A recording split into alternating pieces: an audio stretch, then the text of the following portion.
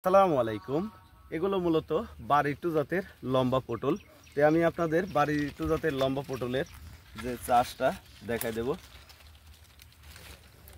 এই পটলটা মূলত উঁচু জমিতে চাষাবাদ করতে হবে, নিচু জমিতে পটল চাষাবাদ করলে হবে না। দেখেন কি লম্বা লম্বা পটল, আর পটলও দেখতে খুবই সৌন্দর্য হবে। অন্যান্য জাতের সাথে এই বাড়িটু জাতের লম্বা পটল সর্বোচ্চ ধরনটাও বেশি হয়।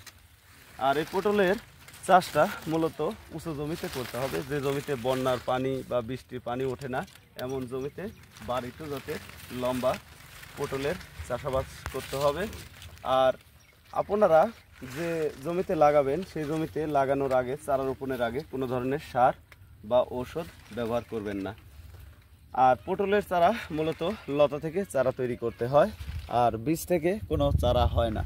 তাই আমরা বাংলাদেশের প্রতিটি জেলায় পাইকারি পটলের চারা সেল দিয়ে থাকি। আপনারা নিতে চাইলে অবশ্যই যোগাযোগ করবেন।